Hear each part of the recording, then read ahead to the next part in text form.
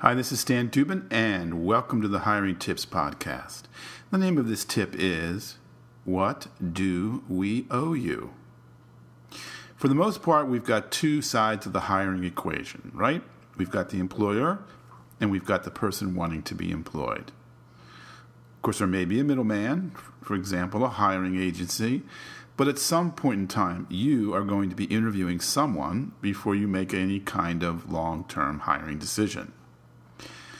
Now, back in the day, let's say that's before the 80s or 90s, when you applied for a job, you were essentially told what the job was, what it paid, the hours, some idea of what was expected, and if that worked for you, then you were included for consideration. Unless you were someone very special, you did not make demands or issue ultimatums to your prospective employer.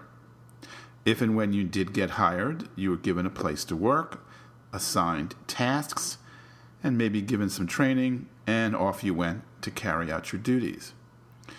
After getting hired, you did not wait a week or two and then tell your employer that you need X, Y, and Z so that you can perform to your full potential, and that if you didn't get X, Y, and Z, you might have to shop your talents elsewhere. Back in the day, that just didn't happen.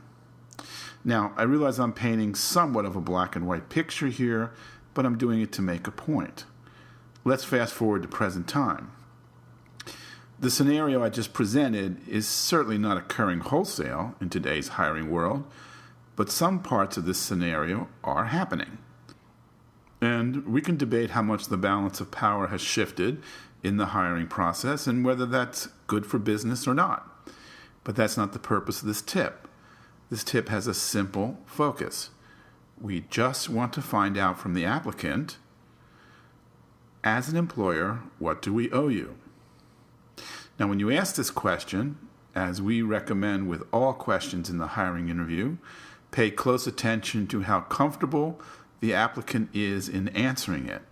If he's very comfortable, then it's likely you're getting a candid answer. If not, well, maybe possibly not so candid. And once your applicant has answered the question and you've written down what he said, it can't hurt to ask it again. What else do we owe you? Now, I'm not recommending that you ask these questions, or any questions for that matter, with even a hint of a confrontational attitude. We just want to know what they feel the company owes them. Their answers may fit 100% with what you'd like to provide every employee. That's good to know. And their answers may surprise or even shock you. That's also good to know. Either way, you're likely to gain an insight into what it will be like having this person as part of your team.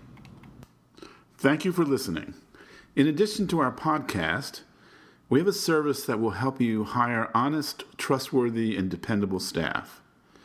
Watch our 3-minute video at thetestingservice.com.